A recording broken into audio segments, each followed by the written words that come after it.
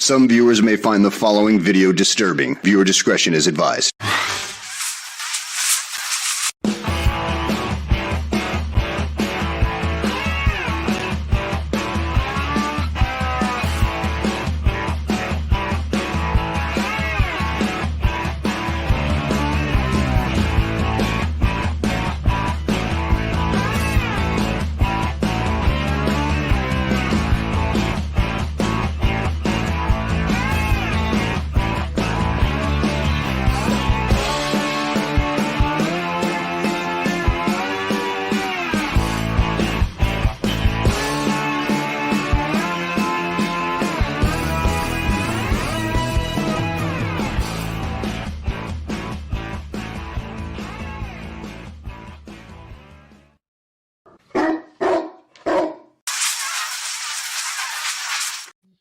It's 4 o'clock in Los Angeles.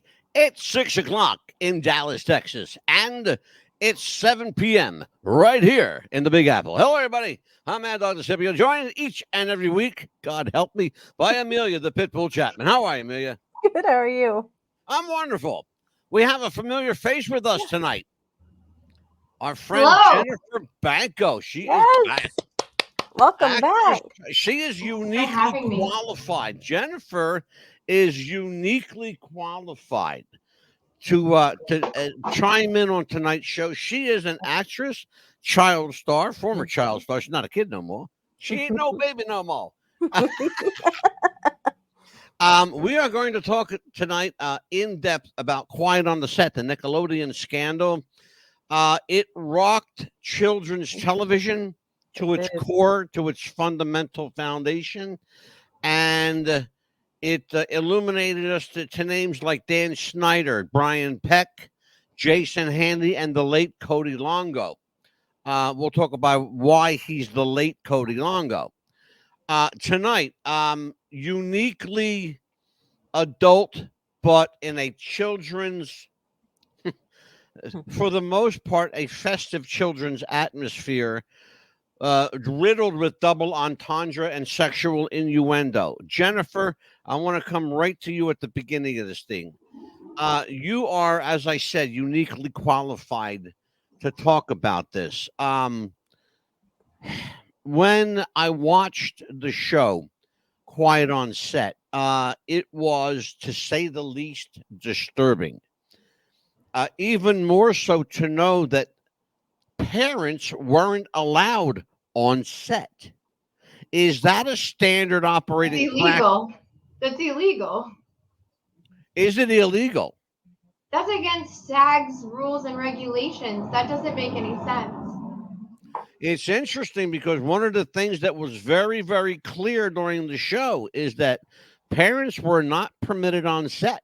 You can have a closed set, but you have to allow the parents to at least have some kind of video or something in the other room. You can't allow minors unless they legally gave up their rights to those people. You can't do that. Actually, Jennifer, you brought up the herring in this equation.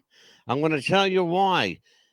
Evidently, and this is a thing in Hollywood, folks, I can't make this up, and please tell me if I'm lying, Jen.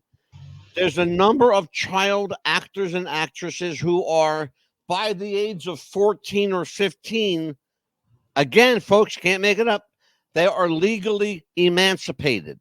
That's correct. I was legally emancipated. I graduated 2 years early. I did 2 years of school in 6 months. I took the final, and if I got an A or a B on it, I didn't take the course because I already knew the information, and I flew through high school, and I got my license early. And at 15 and a half, I lived on my own apartment in LA.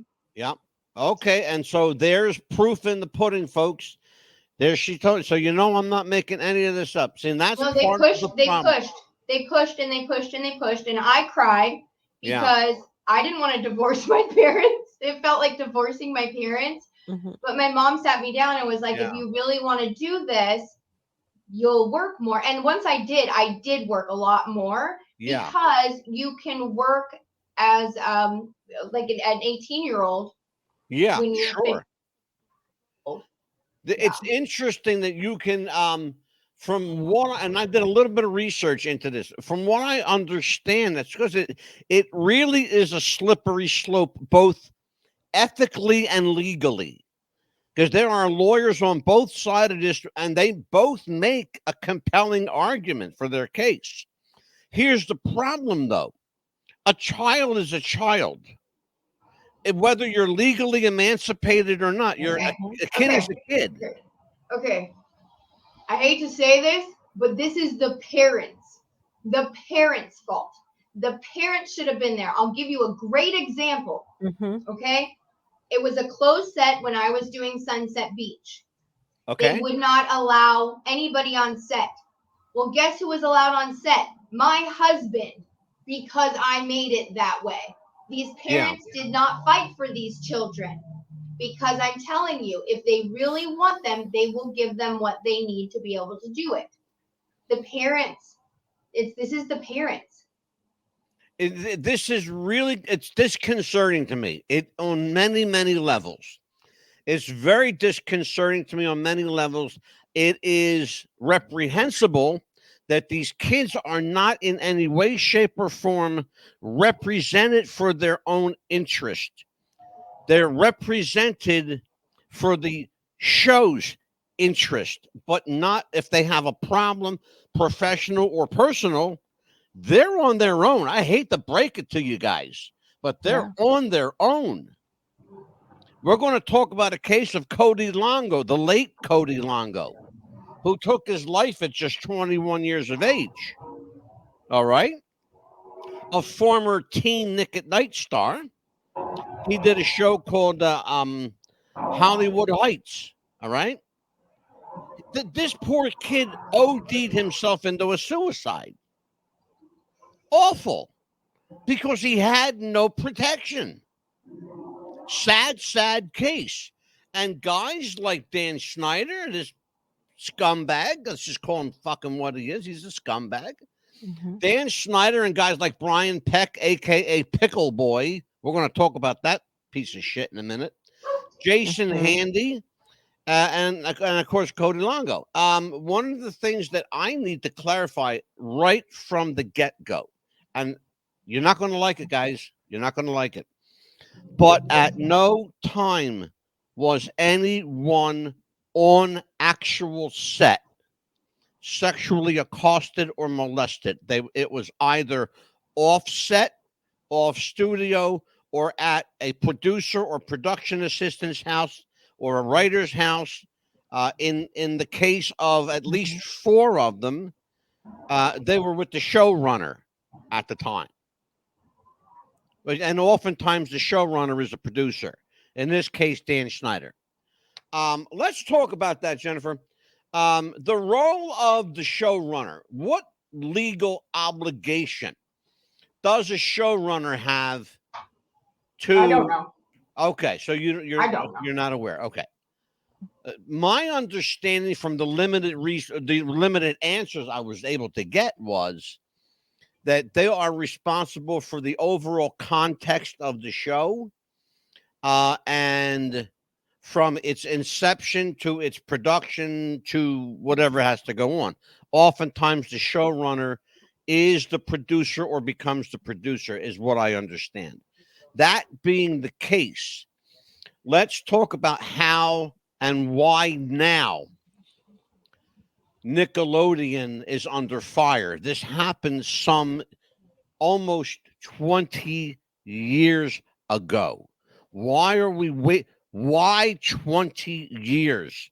They're not kids anymore. They're in their 30s. Some of them are in their 40s now. Why 20 years? Why did we have to wait? Does anybody want to tell me, please? Because I'm open. Well, maybe they were scared. Maybe they were in contract. Maybe they had to wait until certain contracts were up. We don't know what goes on behind closed doors. You know, if these things were happening to these children, they might have gotten asked to sign a piece of paper. And therein lies the problem. Jennifer Banco just in one sentence nailed it. Yeah. You don't know what's going on behind closed doors, and therein lies the problem. You don't And I know. was never allowed behind a closed door without my mother on the other side with her ear like this. When we were at events, Hollywood events, I wasn't even allowed to go to the bathroom by myself. My little brother hated it, but my Yeah. mom always made my brother escort Good. me into the bathroom and stand outside the door. This is Yeah. the parents. Jen, talk about your experience. Now, I want people to understand that Jennifer Banco is best known for Friday the 13th, The New Blood. She was, I think, what, 10 or 11, right? You were I was 10 just, when I did okay. that one. You were just a kid. Mm-hmm. Tell me what precautions were taken for your benefit on a film set. Well, I mean, my mom. So we knew that these things were going on in Hollywood. We knew that these things were happening to children. We knew. Everybody knows. Everybody knows. Everybody already knew. Now the world knows. But the industry has always known. These parents know. These parents know. It's the parents. It's so freaking scary. My mom would never let me alone. Directors would ask me to spend the night. Producers, my agents would ask me to spend the night. My mom would never let me. The time she finally said yes was the day Heather O'Rourke died, and we had the same agent. And I was there when she got the call, and my mom said, that was it. That was your one time, and I'm taking it as divine intervention, and you were not allowed.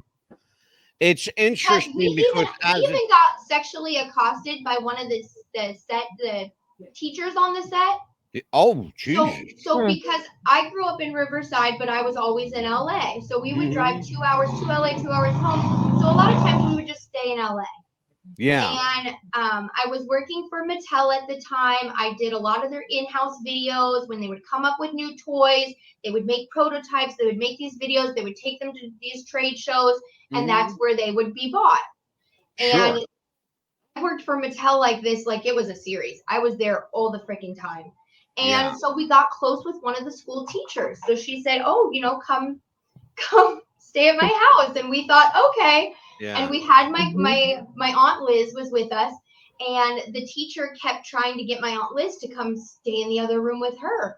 And we were like, okay, this is a little weird, Yeah. And so my mom, my Aunt Liz, and I are all huddled in one bed, like, with the door closed, like wondering. And then she comes in, this teacher comes in and drops her bottoms in front of us. Oh, my goodness. Hairy badge out. Yeah. What's wrong with people? Like, oh what my the fuck gosh. is wrong with people? For real. My mom, my aunt, and me, all this, This is so symptomatic of the television and film industry with regard to children. Jennifer, would you say, and then be honest with me, I don't want to put words in your mouth. Did you have a stage mother? The so-called stage mother? Not really.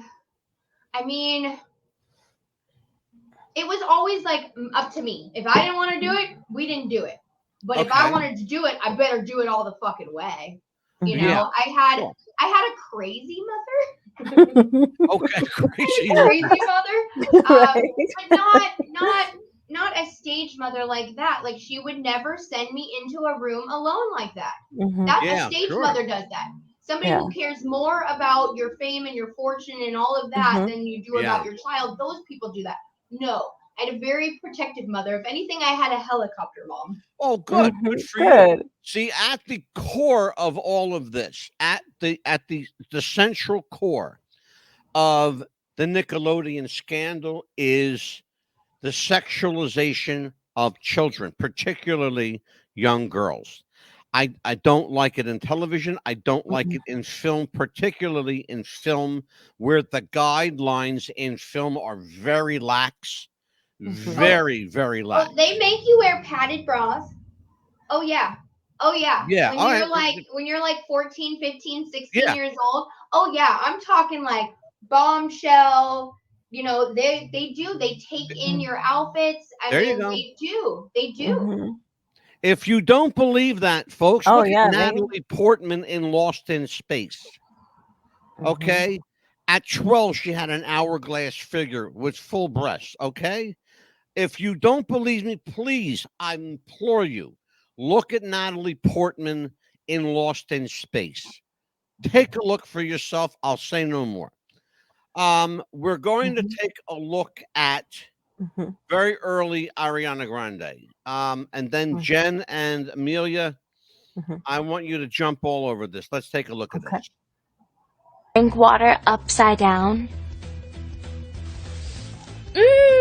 I'm thirsty.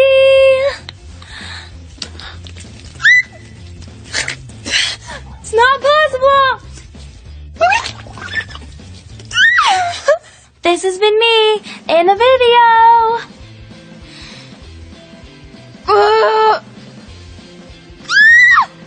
Come on, give up the juice.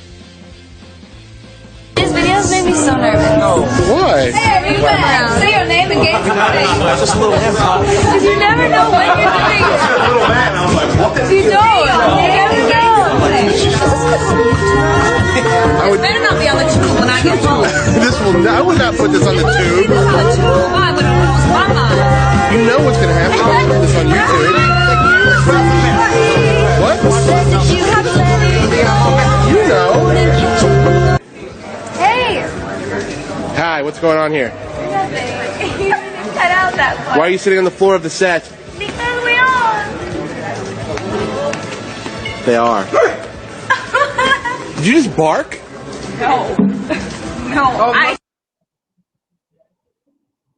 Just for fun, I'm gonna say 3 sentences. Oh man, my uvula got stuck between that hamster's toes. But is that swingy thing in the back of your throat right here? Ah! I'm soaking wet! Have you ever tried to get your whole big toe in your mouth? Check this out.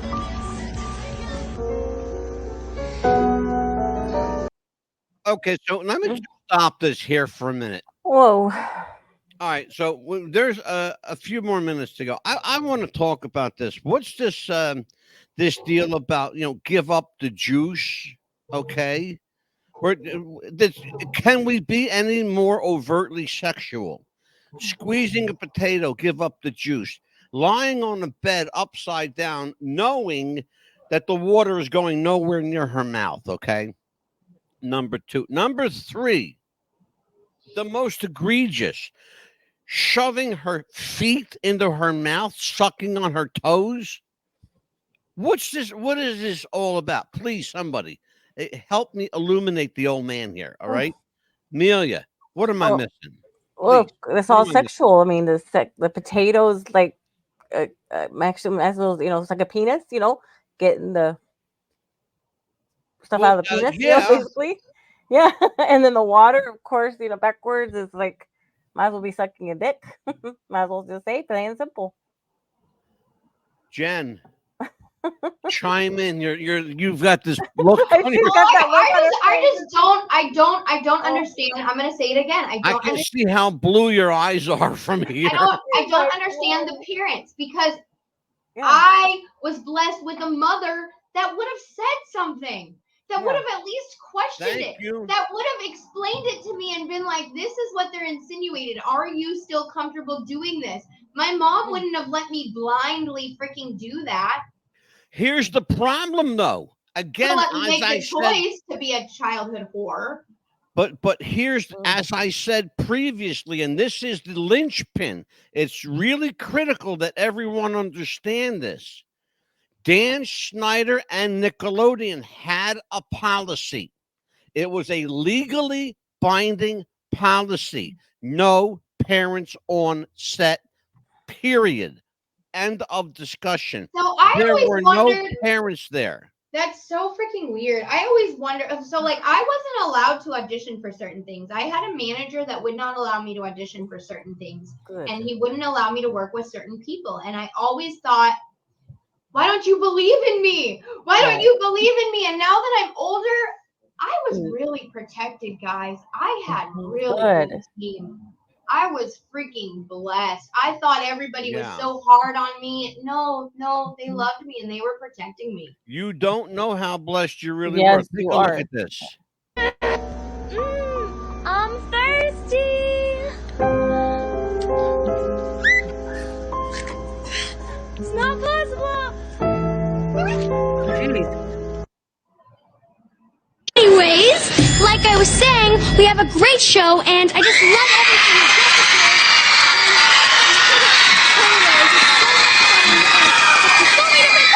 Excuse me. Is this the bowling alley? No, this is... yeah, this is the bowling alley. Stick around. I'm gonna show Andrew Keegan where the bowling alley is. See you in a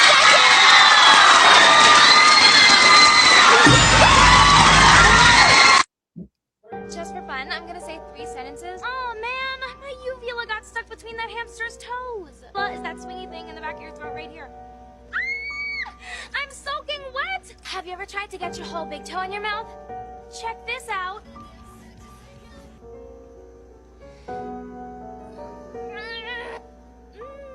I'm thirsty.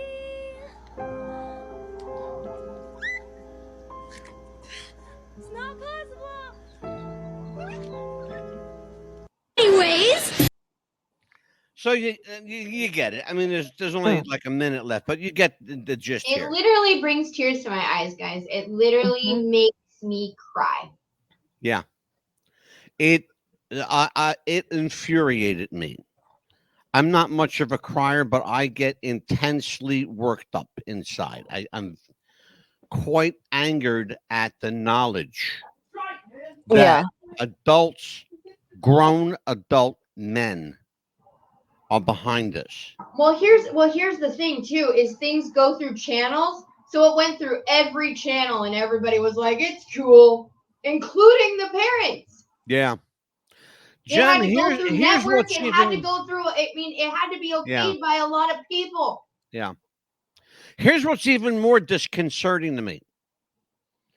The production assistant, the second assistant director, the head writer were all women. Where were they? Where were they?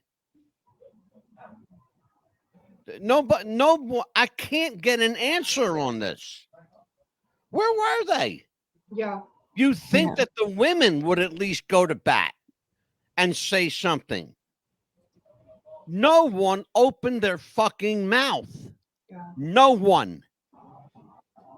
And this is why I'm angered to the point of wanting to take someone's scrawny pencil neck in between my fat fingers and choke the life out of them. This is what angers me, you know? And we're talking about children, folks. Yeah, children. Kids. Let's talk about Dan Schneider, one of the culprits at work here.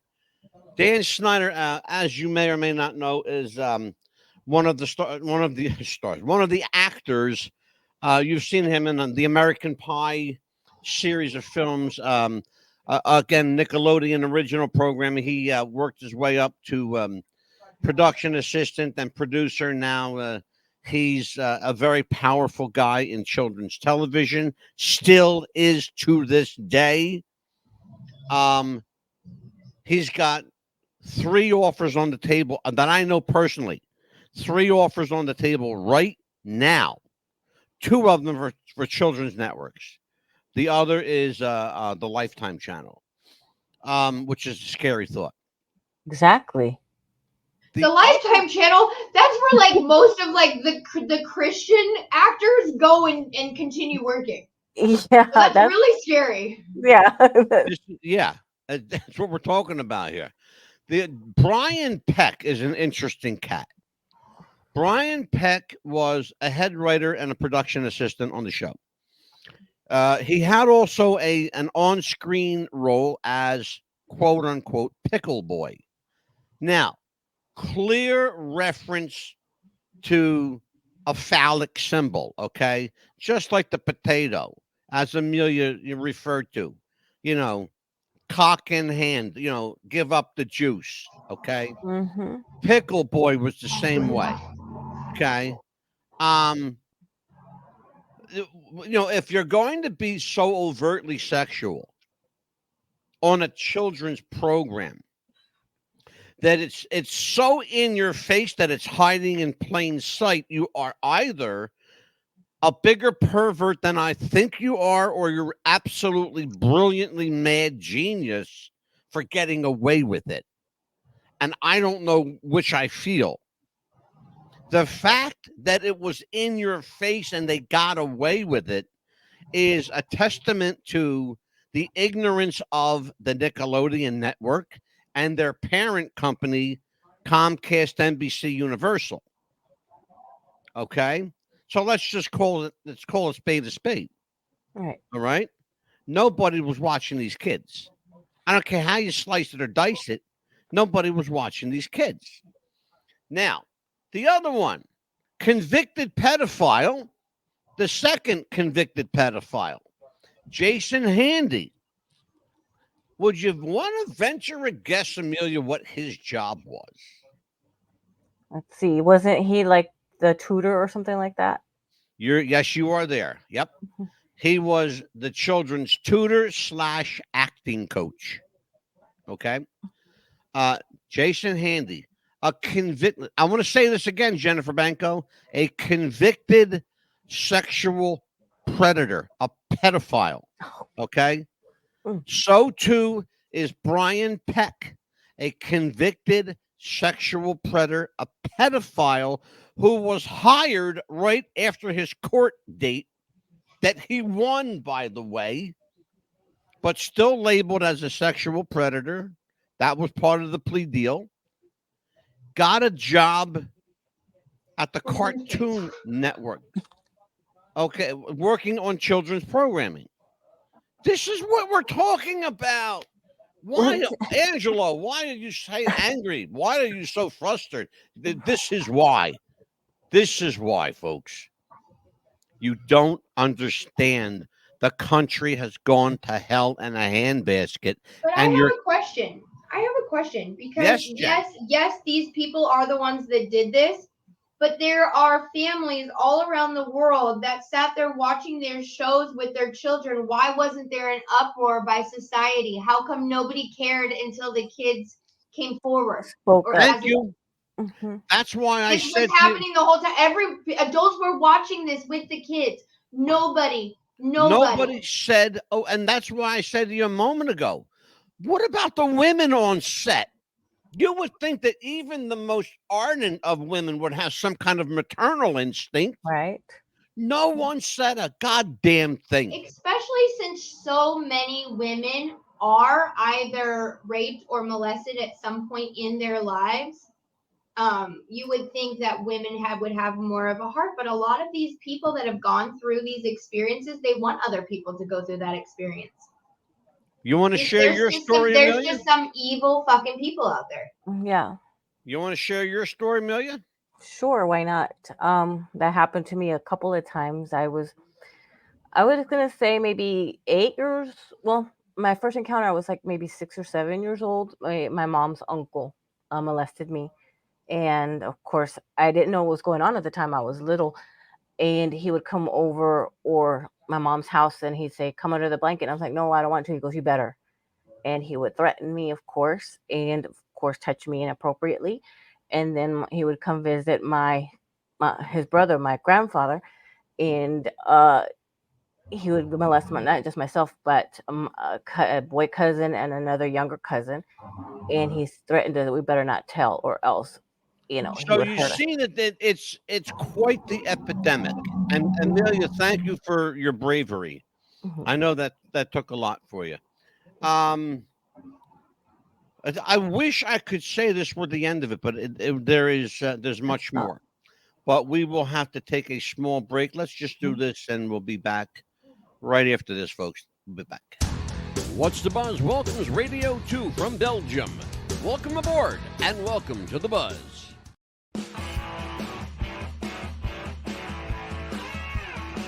For expert bodywork and collision repair, there's only one place in Clementon, New Jersey.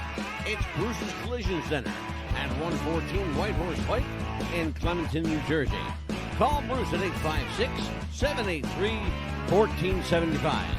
And tell him the Mad Dog sent you from WWTF Radio, global and around the world.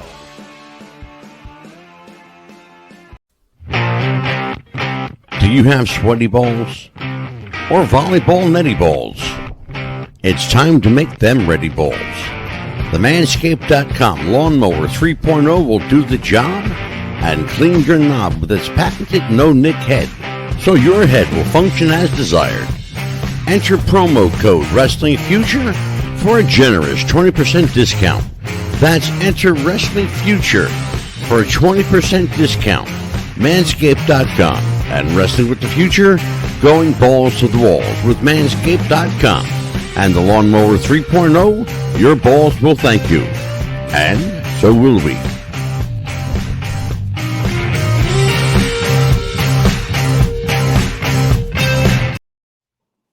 What's the Buzz? America's Best Podcast is back with Jen Banco and Amelia, the Pitbull Chapman. Jennifer, what are you smoking? What? Huh? She's like, What are what? you smoking? My nicotine vape. Oh, you vapor. Okay. It is a dirty, dirty, dirty habit. I hate it. I wish I could Yeah. stop. It's the You've been worst. busted, baby. I was doing it on the side. Yeah. That's why you don't tell him anything. You don't show it. Look, It's it's a secret. I live. My daughter. I Smoking live in New DMT Jersey. over So here. That's what I'm doing. I live in New Jersey. It's legal here. You know, grass is legal here. People, you know, the vaping is like secondary here. Mm. I hide mine well, from him. my- all I smell all day is grape, vape, and weed. Okay, so I have a grape one too. So anyway, yeah. So we are one of the people at the cornerstone of Nickelodeon, particularly in the world of teen television, is a guy named Drake Bell. We're going to take a look at about a 3 or 4 minute video. It's not long. It's not long at all. You're going to hear Drake Bell himself tell you what happened to him. Jennifer, I want you to watch this particularly close because I have a question regarding his I don't want to say his honesty. I'll say his credibility. Okay, because my red flag went up, and I have this funny feeling that he's like acting here. So I want you to tell me, is he acting? Let's watch this. You ever told your story publicly before? I've never told my story publicly. Drake would be in the dressing room or something, and in would pop Brian and just touch Drake. You know, do things that, wait a second, what are you doing? Drake can put that on himself. And the thing is, this is in front of people. Then he'd maybe walk over to Drake and be feeding him some lines or whatever and put his arm around his waist, put his hand up on his shoulder and kind of run it down his arm and things like that. And this would happen routinely. It was just always uncomfortable. Leo, as you know, is the latest, hottest, hunkiest teen idol there is. Yeah, muscles. I saw this video of Brian Peck on Growing Pains with Leonardo DiCaprio, grabbing his shoulder, running across him and going down his arm. That's the kind of behavior I saw him with my son.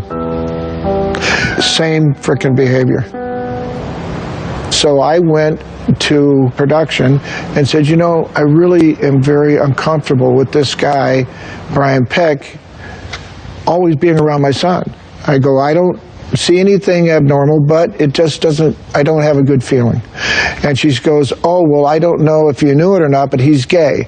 Maybe you're just homophobic and you just, you know, you just don't understand that he's a touchy-feely guy. So I said, okay. And then it just kept not setting well with me.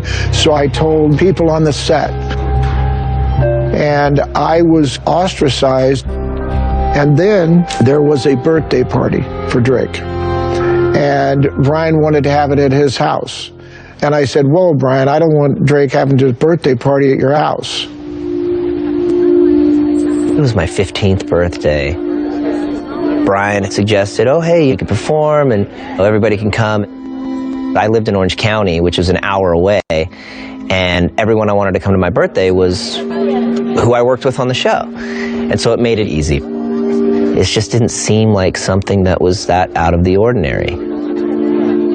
Then after I got his presents out of the car, I looked in the bag and I saw these birthday cards from Brian's friends that were at the party, and they were really inappropriate. They just had adult things in them, adult descriptions, and I thought, whoa, this is... And then I said, Drake, what is this? He goes, I don't know, I didn't even know I had those. And so we just left it at that. The situation with Brian, this had all been building up. And so my dad started making it very difficult for Brian to be around me. I think Brian got a sense that my dad was on the watch. And so he started to really drive a wedge between my dad and me. He started talking about how my dad's stealing my money.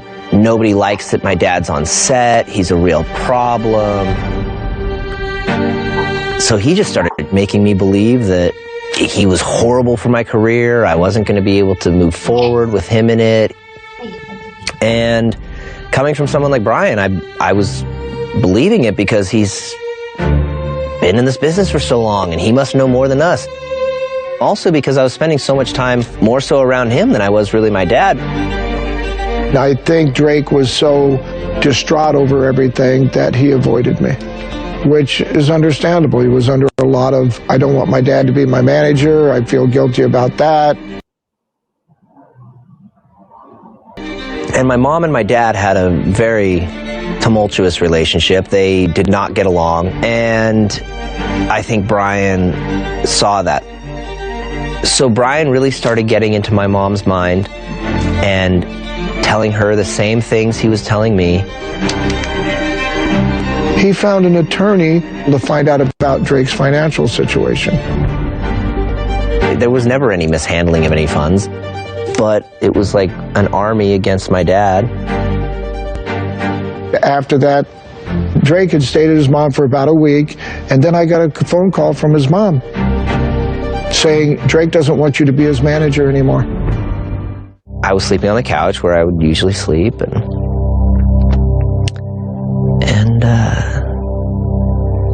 I woke up to him. I just opened my eyes, I woke up, and he was sexually assaulting me.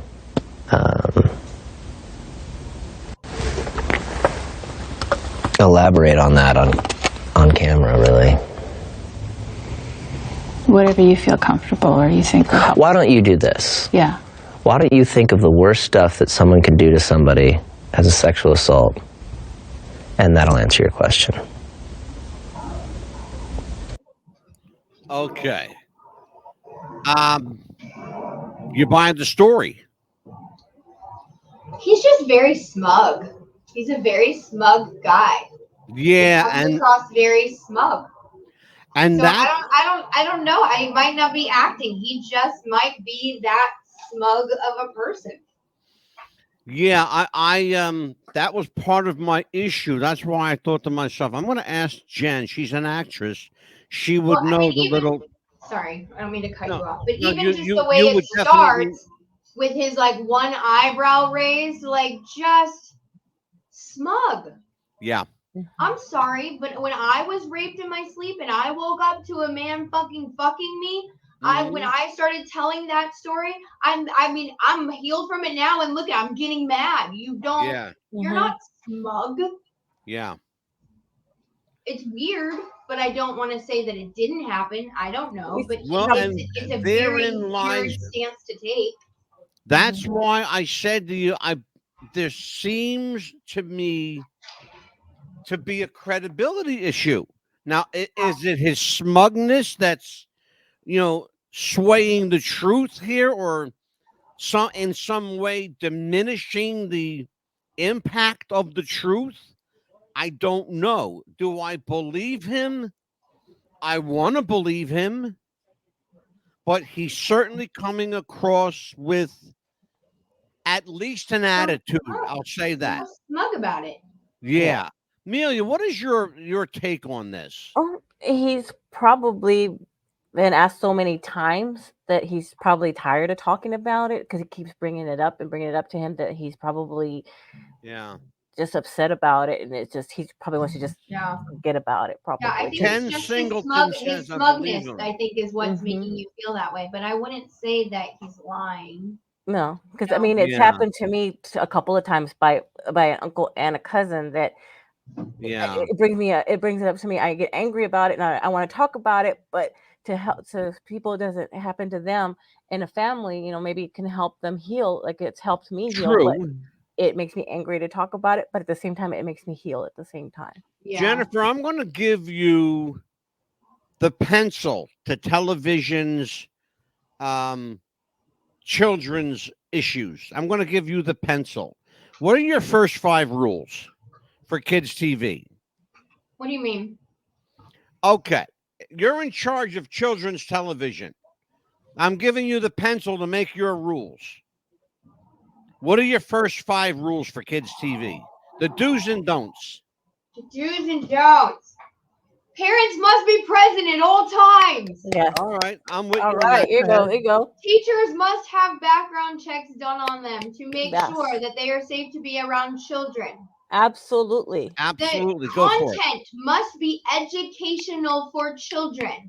It needs to at least spark some kind of interest in opening their eyes to something. There has to be some kind of moral to the story at the end. It can't just be about whatever. There's got to be an actual plot, an actual story, an actual lesson to be learned. Like a lesson, right? Children's television should be teaching children lessons about life. Thank you. Yes.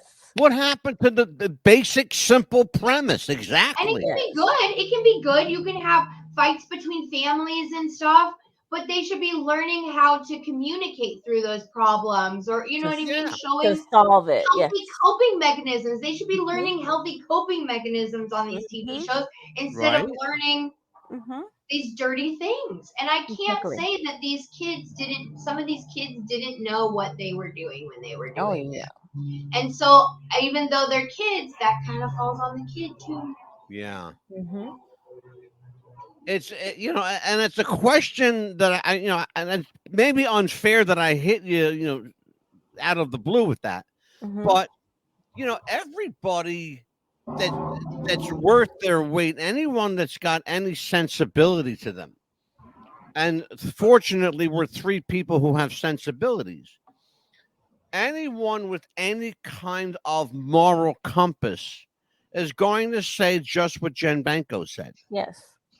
Which is fundamental, basic. It's not out of line. It's not outrageous. And it protects the kids involved. Absolutely. And also the costumes have to be appropriate costumes. Oh, that's another thing we're going to talk about. Wardrobe. By the way, I should tell everyone, by the way, just so you know, the person who approved all costumes on the show was the executive producer, Dan Schneider. He was also the writer, showrunner, director, often head writer. So a lot of this crap came from his mind. And it's essentially what it is, in my opinion. It's juvenile high school shit coming out of a 45-year-old guy at the time. Whoa. 40, you know, a man in his 40s.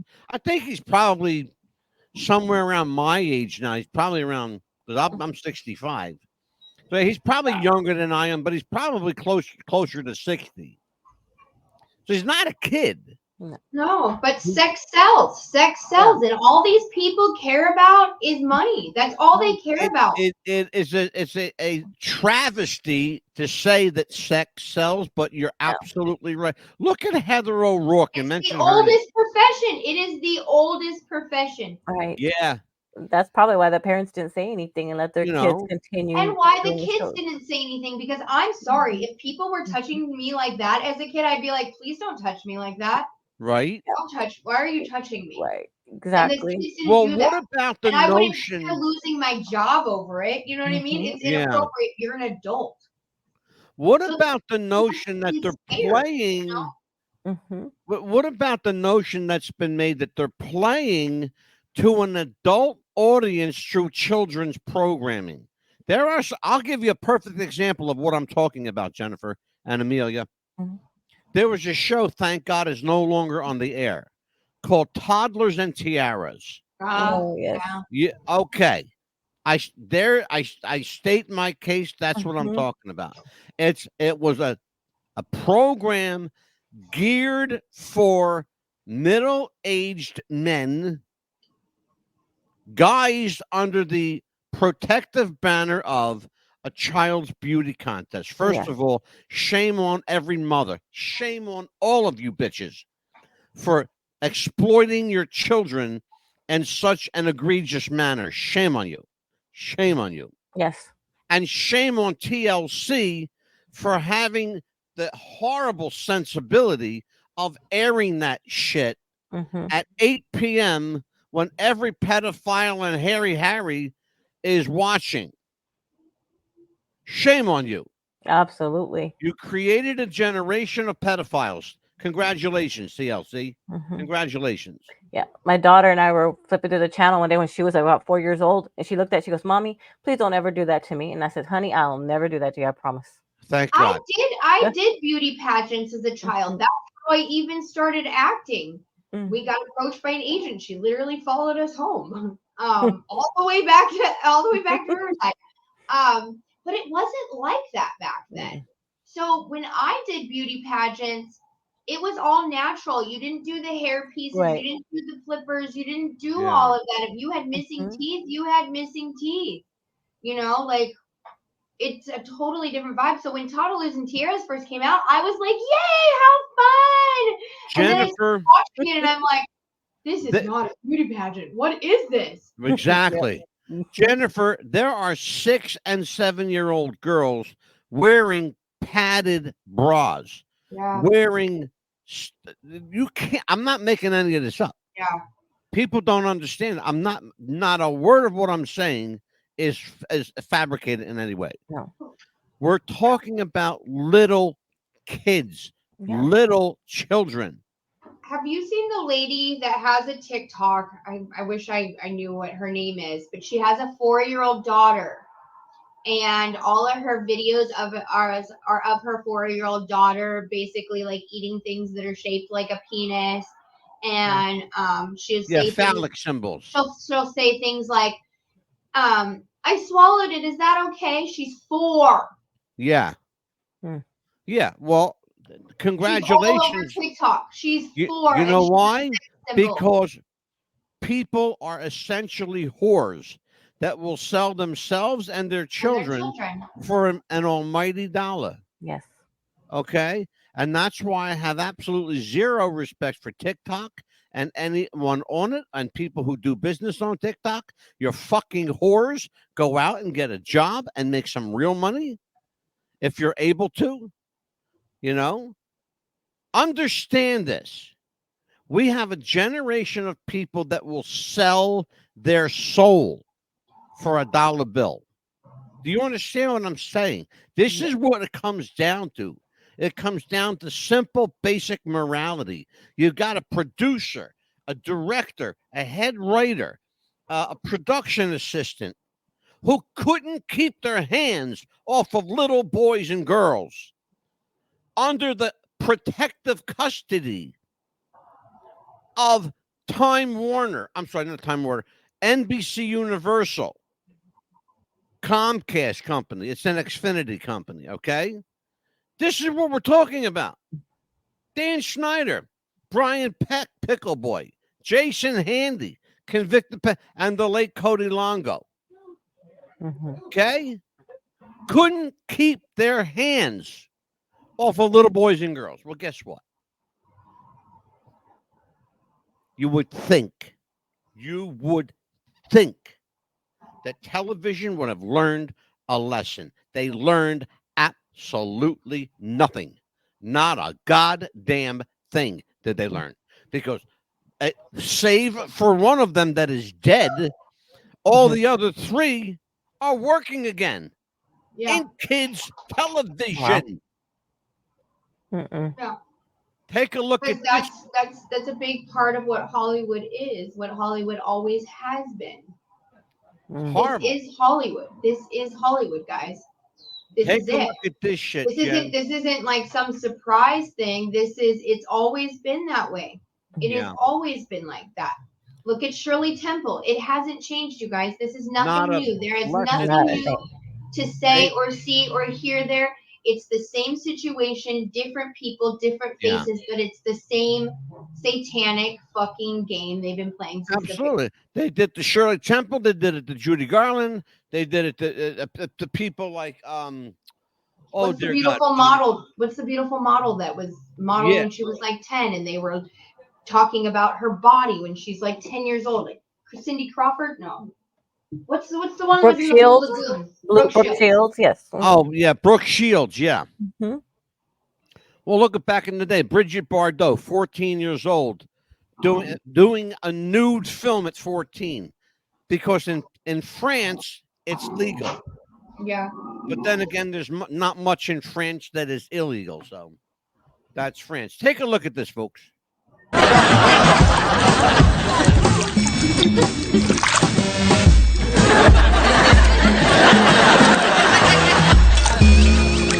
In, out, duh, in, out, in,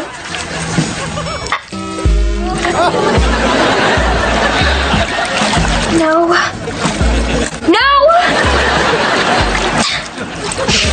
stupid overly realistic sitcoms. Okay, just gotta stay calm. Got tons of time before Lance gets here. Just gotta be calm. Sooner or later, someone will come in here, help me get my toe unstuck, and see me naked.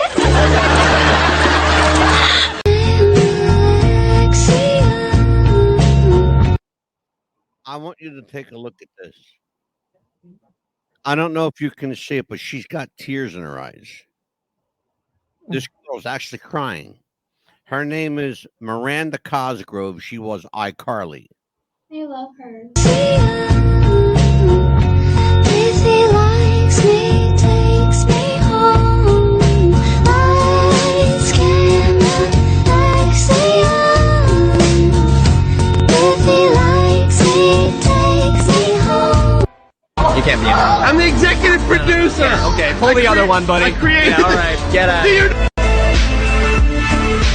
Hi, cuteness. Hi, cuteness. Ew. Hey, you weirdo. This is what happens when it gets late. Yeah, seriously. Let us go home, Dan.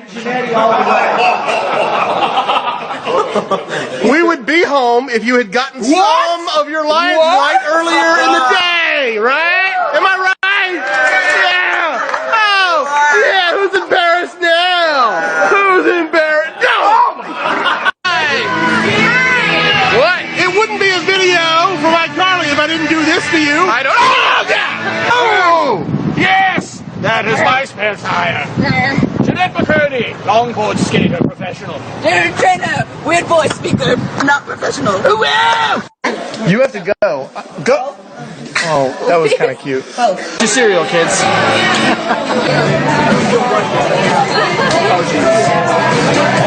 Oh, green tea.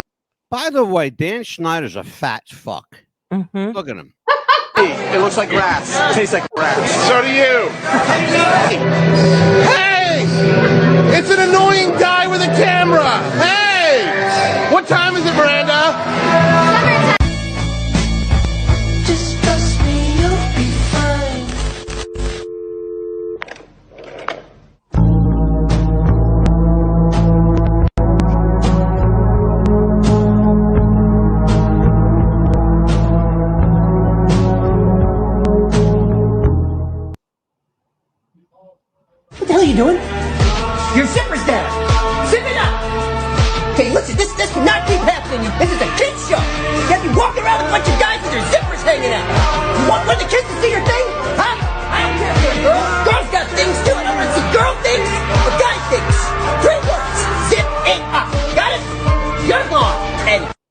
Chelsea Brummett had to drink bath water.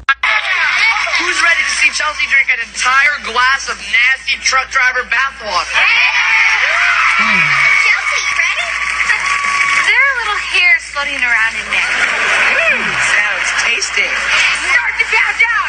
5, 4, 3, 2, 1.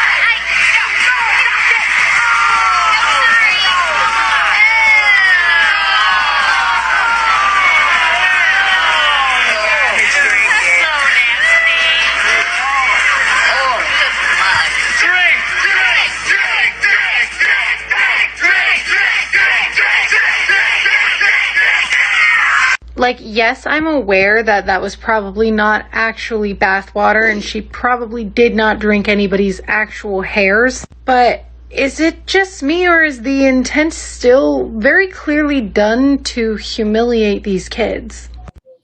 And therein is the question. Now, by the way, those of you who don't know anything about editing, you went from clearly clouded water to a glass of milk is essentially what you watched. But the woman makes a point. Was this deliberately done to humiliate these kids? The answer is very clearly and obviously yes. At every opportunity they had. Again, the people writing this show, 2 men, 2 women, surprised again. I can't emphasize enough how I am shocked beyond belief that at least not one of the women came forward, Jen. What do you make of that? Like, why would they just let these kids fend for themselves? You've been around a long time. Well, I mean, you don't know who these people belong to. These writers could be owned by others. I mean, it's a really sick and twisted industry. True. Those people might not even be in charge of their own lives and their own careers. Like, it's true.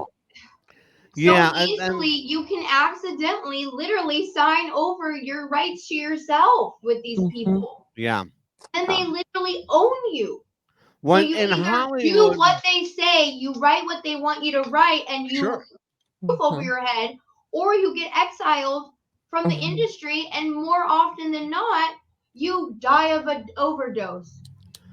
you hear what Jen is telling you. She just confirmed in 30 seconds what we did a 2-hour show telling you about. It's called selling your soul to the devil, folks. Yes. That's what happens. You sell yourself over.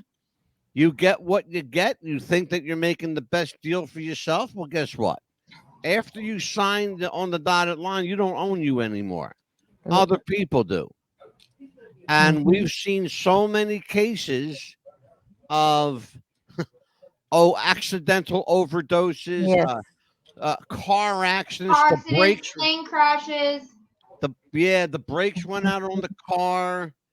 The plane went off course, you know. I'm still trying to figure out what the hell happened to Kobe Bryant. That was no accident. No, that wasn't an accident because what he was working on. Yeah.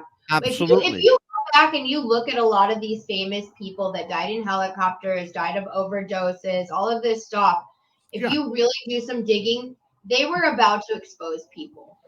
Absolutely. They were working, and a lot of them were working on this sex trafficking stuff. I don't think that's what Kobe was working on. I think he was exposing drugs being in a product, like actual drugs being sold in a product. We just did a 2-hour show, Jen, on human trafficking, adult and child sex trafficking.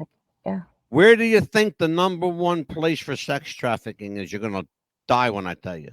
Where? Hawaii. Oh, I believe it. They're the school buses with the fucking kids. The school buses with the kids, you guys. They're probably Oprah's fucking property underground somewhere. Hawaii, okay? There's nowhere to escape on Hawaii, folks. No. There's nowhere to go. You're on an island. Yeah. Okay? Like in the middle of the ocean. Yeah. Yeah, I'm sure it's bad on Oahu. I'm sure it's bad Yeah. on Oahu. It's scary. I'll tell you what, Jennifer. Because I you wouldn't are even always- I wouldn't even go into a strip club on Oahu. You know what I mean? And I like to randomly go with my guy friends into a strip Yeah. club, give the girl some money, make her feel good about herself. You know what I mean? And I wouldn't even step foot in one of those. It Yeah. scares the shit out of me. Like even as a patron, you know, to even. Yeah. But Young I've lady- almost been sold. I was living in Vegas. Oh. Yeah. And I thought I was with friends and I thought I could trust them. And yeah, I just happened to overhear and see them and I bolted. Wow. Yeah. Oh. You, young lady, are Able to always tell a you, welcome guest. I've been held captive before, like in places. I've had pimps outside the door, and every time I go out, they try to get me, and I go back in the building, and I come back out, they're still there, and they'll tell you, I'm not taking you by force. It has to be your choice. Yep. But he wouldn't freaking leave. I had to have my friend come get me, come in and walk me out and put me in his car. It's Was this a scary out there, guys. stalker It's scary. situation? Huh? Was this a stalker situation? No, it was just a guy that saw me and decided he wanted to own me. No. He wanted to own you. Yeah, but he wanted it to be my choice. He's got some fucking cojones, boy. I want to tell you. I know, right? Jesus. what a Wow. mess. Oh. You are always a welcome guest on this show. Thank you, guys. Tomorrow night, Yes. we have a coup tomorrow night. Television's Hercules, Kevin Sorbo, will be with us. Oh, cool. Yeah, Kevin will be here tomorrow night. And Wednesday, get ready, folks. We're going to get controversial. Satanism. What is it really? Do we understand it? Jen, you want to join us for that one? Welcome to Hollywood. What's your dream? Yeah. You know what, Amelia? Send Jennifer that link for that Wednesday show. We're going to be talking about actually Anton LaVey and Aleister Crowley. And Anton LaVey. The impact of Satanism on pop culture, music, and film. Oh, by the way, huge in music. You want to join us on that one? Absolutely. There's a big thing right now, Jen, in LA. There's everybody in LA now is paying homage to the Rain Man. What's the deal with the Rain Man? The Rain Man. Yeah, the new name for Satan. They're calling him the Rain Man. They are. Because he rains down blessings upon people who sell their selves over. Allegedly, that's you listen. This is LA. This is Hollywood, baby. Okay. You spent time in Hollywood, so you know where I'm going with this shit. Yeah. This is crazy stuff, Amelia. Yeah. We did a 2-hour show on the Rain Yeah, Man. we have. We've done it a couple of times actually. You know what's so bizarre to me is so all of this stuff, a lot of these topics you guys talk about is all common knowledge. You know about all this stuff when you grow up in the industry because you're that tapped into that side of shit. Yes. You got to be really fucking careful. Yes. Because all you got to do is not be paying attention and you're owned. It's literally like a lot of these people, you guys, I don't even think they realize what they did until they can't get out. Yeah. And a lot of times the only way out is in a body bag. They'll let you think you're getting away, but sadly. Absolutely. I'll tell you what, we're going to do the story one day on the show. I've been putting it off for a little bit for personal reasons, but we're going to do a story on the show about a young, very highly successful actor in LA named Sal Mineo. If you don't know who he is, look his name up on Yahoo or Google. Sal Mineo was a remarkable actor, made a lot of film, great looking young guy that was mysteriously murdered outside of his apartment building because he refused to go with a couple of guys. They were going to make him an offer he couldn't refuse. Those kind of guys. Oh. And he refused. Yeah. And he refused, and that was the end of Sal Mineo. But we're going to do the story on the story behind the story. I have some insight and heads up on that story that will blow your mind. It may actually even reopen the case, as we did in the case of the Zodiac. Because of our show, they reopened the case. Yes. And we are actually working on reopening the case of the Black Dahlia. Yes. Ooh. That's a case that rocked Hollywood to its core. Yeah. Yep. Elizabeth Smart. That was her name. The Black Dahlia. But we got some amazing shows coming up. It sounds Next like it, week. guys. Fabulous fads, famous fads, Jen, that came and went. The hula hoop, the Rubik's Cube, Cabbage Patch Babies. What else? Sports Stuffing stuff. people into a phone booth. Cramming people into a Volkswagen. You're Exactly. so young, Jen. You don't know any of this stuff. do No, you? I do remember that. I do remember that. In Chinese fire drills, you get as many people in the Oh car my as you God, can, yes, and then you do yes. Chinese fire drills at like stoplights, and you all Yes. get out, and then yeah. I've been involved in many a Chinese fire drill right there. I And feel then, like we had such a great childhood. We got to be kids. We got to go outside. We got to do stupid shit. We did really stupid Kick shit. the can, everything like that. Drinking the fire hose. Are you kidding? I lived stupid shit. Are you Yeah. kidding me? Stupid shit was my middle name, baby. Drink from the water hose. Kids don't know anything about that. And next Wednesday, addicted to sports. Can you be addicted to sports? Yes, you can. Absolutely. And we'll talk about it with Big Lou Marconi. Until next week, for Jennifer Banco, and her new film, In the Shadows, a bunch of stuff she did with Glenn Martin, our friend Glenn Martin. By the way, Jen, if you talk to Glenn, tell him I'll call him.